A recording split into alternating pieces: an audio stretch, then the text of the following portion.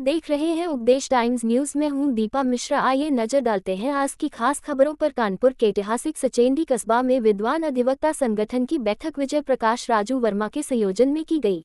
बैठक में अधिवक्ताओं पर हो रहे उत्पीड़न व अधिवक्ता सम्मान तो निधि पर चर्चा के साथ आगामी बार एसोसिएशन के होने वाले चुनाव पर चर्चा की गई और एकमत से अधिवक्ता हित की बात करने वाले प्रत्याशियों को जिताने की बात की गई। आज की बैठक में प्रमुख रूप से Ramprakash Verma, advocate Harshvardhan Dwivedi, advocate Surendra Kushwaha, advocate सहित 50 अधिवक्ता उपस्थित रहे। तो उसके लिए प्रयासरत हम लोग रहते हैं, अगर जानकारी मिली तो। क्योंकि कभी कभी ऐसा होता है कि हम लोग कभी कहीं फंस गए, सीधी सीधी बात पे आते हैं, थाना चौकी में अगर फंस जाते हैं तो जब पुलिस वाले को ये पता चलता है कि महानुभाव अधिवक्ता हैं और वहां पे जब वह अकेलापन महसूस करता है तो कहीं ना कहीं पुलिस वाले उसे बेइज्जत करने का भी प्रयास करते हैं। इस चीजों से कई हमारे अधिवक्ता भाई पीड़ित हुए हैं, इसलिए इस संगठन का हम लोगों ने आज की जो मीटिंग का दौर है, हमें अगर दिशा निर्देशन होता कि नहीं हमारे पास ये बिंदु होना चाहिए बोलने के लिए या आगे बढ़ने के लिए, तो मैं यही चाहता कि जितनी समस्याएं हैं इन समस्याओं का निदान उस बिंदु के आधार पर कुछ न कुछ होता।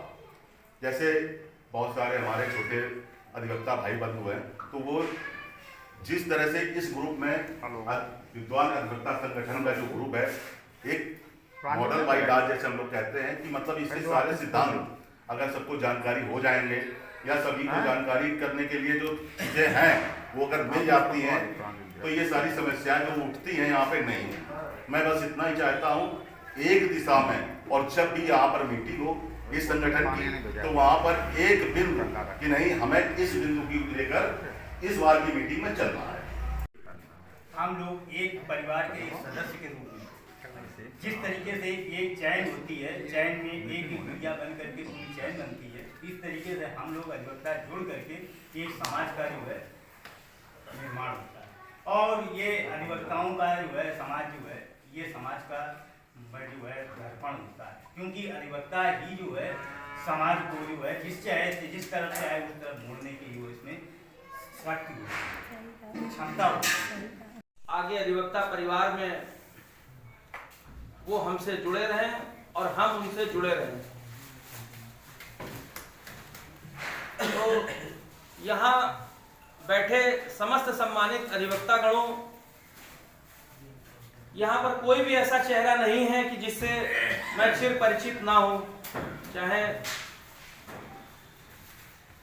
बड़े भाई जिनसे कि 25 साल पूर्व से संबंध है, जब हम लोग अधिवक्ता भी नहीं हुआ करते थे, और विजय भाई हुए, राधे भाई, आज बड़ा कभी हम लोगों ने सोचा नहीं था, क्योंकि हम लोगों ने LLB से वाला, अगर उसने अपने दिमाग में एक पीड़ा ले ली कि इस व्यक्ति के लिए मुझे कुछ करना है जिससे हमारे अंदर हिम्मत आएगी और 4 भाई और आएंगे, उन लोगों को भी बढ़ाना है। यहाँ तक कि मेडिकल प्रोटेक्शन एक्ट लागू है, आप वहाँ जाइए और थोड़ी सी बात कह दीजिए तो डॉक्टर ऐसे हावी हो जाएंगे कि आपको मारने लगेंगे, और हुआ तो आपके खिलाफ FIR भी लिख जाएगी। यहाँ पे स्थिति क्या है, हम अधिवक्ता क्लाइंट का हित चाहते हैं और क्लाइंट को हमारे बीच के कुछ अधिवक्ता भाई ऐसे प्रताड़ित करते हैं कि हो सकता है उनका प्लेंट भी 4-4 महीने दाखिल ना हो। फिर वो प्रताड़ित होता है, फिर अधिवक्ता भाई कहता है भैया ये मेरे मिलने वाले हैं, भैया इनका प्लेंट क्यों नहीं दाखिल हो पाया। तो वकील के पास समय होता है, तो वो ये कहते हैं भैया यार इनको संघर्ष करने में तो ये अपने आप छूट जाएंगे, हमारा ये भाई जुड़ा हुआ है इसलिए हमने इसको दाखिल नहीं किया। तो वो भाई मजबूरी में कहता मैं हूँ साथ खड़ा तुम्हारा, वो नहीं है तो आप आइए मेरे साथ, जो चला गया चला जाने दीजिए, मैं आपसे नहीं लूंगा, आपका प्लेंट दाखिल करके आपको न्याय दिलाऊंगा। और न्याय की प्रणाली सरकार ने भी कहा न्याय सुगम होना चाहिए, लेकिन न्याय सुगम नहीं है। आज के दौर पे नई BNS आ गई, भारतीय दंड संहिता में क्या कमी थी उसी में आप सुधार कर लेते, आपको उसी में पब्लिकेशन कर लेना चाहिए। संविधान में संशोधन करके उसी को एक सीढ़ी बना लेते हैं, तो दंड विधि संहिता में भी एक बना लेने चाहिए थे। बीएनएस को नहीं लाना चाहिए। बीएनएस में आज जो नए अधिवक्ता आ रहे हैं वो लोग तो बहुत पा ही लेंगे, जो पूर्व में अधिवक्ता है उनको पुरानी चीजों को याद करने की मेमोरी पहले ज्यादा थी, आज मेमोरी धीरे धीरे कम होती जा रही है, वो याद नहीं कर सकते हैं जो वो याद कर सके। तो ऐसी पद्धति क्या लाने की जरूरत थी, ये हम कुछ नहीं कह सकते उसमें, लेकिन नियम ये है कि bar council Uttar Pradesh, bar council of India को ये चीज मांग कर लेनी चाहिए, अधिवक्ता प्रोटेक्शन एक्ट लागू कर लेना चाहिए। दूसरी चीज, अधिवक्ताओं के लिए अगर उसकी कहीं डेथ क्लेम आ जाता है, डेथ क्लेम के लिए चक्कर लगाते हैं, हमारी संस्था को ये करना चाहिए कि अगर उसका प्रार्थना पत्र हमारी संस्था में आ जाना चाहिए तो उसकी सारी प्रक्रिया बार एसोसिएशन जो लोकल बॉडी है वो कर देना चाहिए, उसको कुछ ना कुछ मिल जाना चाहिए। संगठन में काम करने की मेरा शौक है। मैं बचपन से लेकर मैं इंटर पास करने के बाद मैं हमेशा संगठन में काम करता रहा। जो लोग मेरे परिचित सब जानते हैं। मैंने सामाजिक संगठनों में काम किया, मैंने राजनीतिक संगठनों में बड़े लंबे समय तक काम किया और संगठन को संगठित करने का अनुभव बहुत है। मैं इसका पूरा 24 तारीख इलेक्शन निपट जाने दीजिए, विद्वान अधिवक्ता संघ को मैं पूरा समय दूंगा तन मन धन से। और अगर दूसरी पार्टी किसी पदाधिकारी चली जाती तो उसकी फाइल छीन के फाड़ने का काम किया जाता है। ये बार में क्यों हो रहा है, इसको रोकने का काम आप लोगों का है, क्योंकि हम लोग गांव से आते हैं। हम लोग जो लोग प्रॉपर्टी या अपराधियों की पैरवी नहीं करते हैं वो सीधे साधे अधिवक्ता हैं जो प्रैक्टिस से मतलब रखते हैं। जब उनके पास कोई मुकदमा आता है तो उनको धमकाने का लोग काम करते हैं, जबकि अधिवक्ता को अपनी पैरवी करनी चाहिए, ना कि किसी साथी को धमकाने का काम करना चाहिए। इस कचहरी प्रांगण में एक गिरोह सिर्फ यही काम करता है। अगर उसने देखा कि विजय भाई कमजोर हैं और इनके पास कोई मुकदमा है प्रॉपर्टी का, उनके पास दूसरी चली गई है, तो इनको धमकाने का काम करेंगे। अगर ये होता रहा तो ना हम सुरक्षित है ना आप सुरक्षित है। बिल्कुल। इसके लिए हमारे प्रैक्टिसिंग लायक को ये नहीं कहना कि हमें क्या मतलब चुनाव से, हम अलग हैं, जो होगा देखा जाएगा। नहीं, ये हमारी जिम्मेदारी है, हमको आगे आकर ये काम करना पड़ेगा।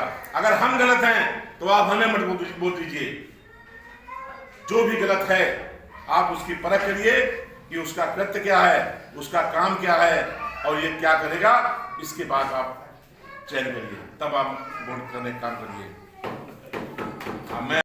सरकार ने भी आप लोगों को इसकी जानकारी नहीं होगी कि सिविल रिपोर्ट निकालने के लिए भी गृह मंत्रालय पैसा लेती है ऑनलाइन।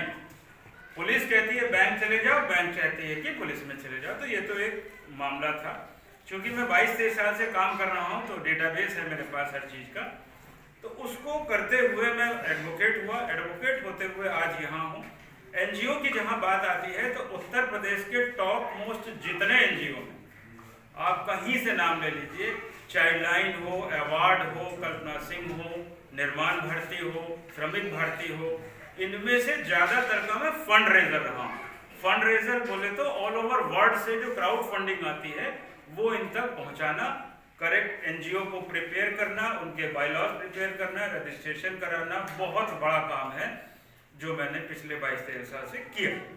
जेल रोड की हॉस्पिटल है, सरल नर्सिंग होम है, तो एनजीओ रजिस्ट्रेशन जो बाबूजी ने और हमारे आदरणीय अजय जी ने सभी ने कहा तो मैं खड़ा हुआ। तो वो रजिस्टर होना, एक प्रॉपर तरीके से उसको रन करना, उसकी वेबसाइट बनाना, उसको सोशल मीडिया में लॉन्च करना, उसका अखबार बनाना। सच बात यह है कि बिना धन के भैरव घाट में भी कुछ नहीं होता। दूसरी बात यह है, मैं आप सबका छोटा हूँ, अनुज नाम है मेरा, काकादेव निवासी हूँ मैं। एक बहुत बड़ी चीज़ है कि हम बातें बहुत बड़े करते हैं। मैंने पहले ही कहा मैं अच्छा वक्ता नहीं हूँ, हो सकता है मेरी कोई बात किसी को चुभ जाए तो वो क्षमा करें हाथ जोड़ के। हम बातें बहुत बड़ी बड़ी करते हैं, लेकिन जब मदद करने का मौका आता है तो हम अपना इंटेंशन चेक नहीं करते कि हम वास्तव में मदद करना चाहते हैं या सिर्फ मदद लेने के लिए इच्छुक। तो अगर हम अपना इंटेंशन थोड़ा सा प्रिपेयर कर लें कि हमें मदद करना भी है, तो मौके बेमौके मैंने देखा है कि व्यक्ति की जेब से 10 रुपए नहीं निकलते किसी वृद्ध भिखारी को या किसी को देने के लिए। हम बातें करने के साथ साथ थोड़ा सा 1% स्वयं से बात करें कि भाई हम कितना किसी की मदद करना चाहते हैं।